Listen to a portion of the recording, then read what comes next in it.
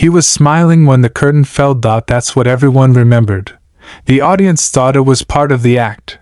The way his lips trembled, the way his eyes widened, the way his fingers scratched desperately at the glass.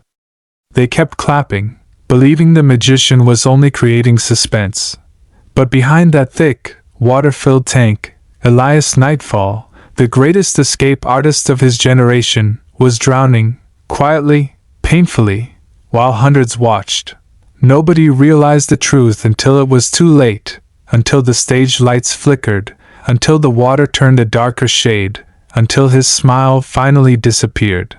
Tonight, you will hear the story of the magician who never came back from his final trick, and the mysterious reason no one has ever attempted that stunt again. Stay with me. It only gets darker from here. Elias Nightfall grew up believing magic could fix anything. His father was a gentle street magician, the kind who made roses appear behind children's ears and coins slide out of thin air. Elias loved watching people laugh, the small miracles, the unexpected joy. But when his father died of a heart attack during a performance, 12-year-old Elias learned a cruel truth. Magic can distract you from pain, but it can't protect you from reality. That day, he made a promise to himself. I'll be the magician no one can forget. I'll finish what he couldn't. Years passed, and Elias turned his pain into fuel. He became known for death-defying escapes, ropes, chains, knives, fire. Every show pushed the limits higher. Every gasp from the audience felt like a victory over the tragedy he carried inside. But with fame came pressure. Sponsors demanded more danger. Fans wanted bigger risks, and Elias was tired. Behind the stage, he trembled with anxiety, slept barely 2 hours a night, and carried his father's faded deck of cards everywhere. Like a shield. One night, his assistant Mira, the only person who truly cared for him, confronted him. Elias, you don't have anything left to prove. You're breaking yourself. But Elias only smiled a hollow smile. If I stop now, then what was all of this for? A promoter approached him with a dangerous idea, a water tank escape with a never-before-used locking mechanism. A trick even the greats warned about. Everyone said no. Elias said yes. Because deep inside, he wasn't running toward glory. He was running away from loneliness.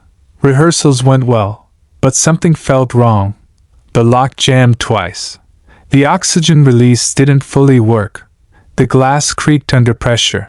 But Elias ignored every warning. Mira begged him not to perform it on stage. He held her hands and whispered, I need to do this for him. And she saw it. The same fear in his eyes his father had the night he died. On the evening of the show, the theater was packed. Cameras rolled. People screamed his name. Elias felt the weight of expectation crushing him.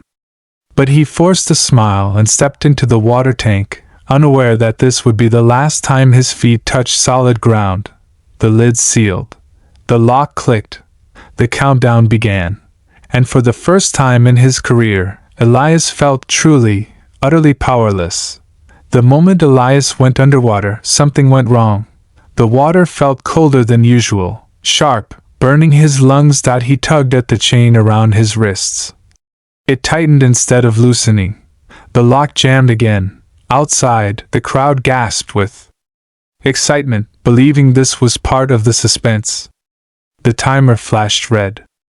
Elias kicked against the glass, but the tank didn't budge. The lid had sealed too tight. Backstage, Myra's heart dropped. She knew the difference between a performance struggle and a real one, and this was real. She tried to run toward the tank, but security held her back. They thought she was breaking the act. Inside the tank, Elias' vision blurred. He remembered his father smiling at him. He remembered the promise he made. He remembered Mira shouting earlier, Elias, you're more than a trick! The problem was, he didn't believe it. As the water entered his nose, as he felt his body weaken, Elias realized something he should have known his whole life. He didn't need to be unforgettable. He just needed to be alive. He slammed his fists against the glass one last time, desperate, terrified, human. Then everything went still. The audience erupted in applause.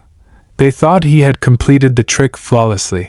But Mira saw the truth, the way the water stopped moving, the way the timer buzzed too long, the way the color in the tank shifted. She screamed his name as she broke past security. She climbed onto the stage.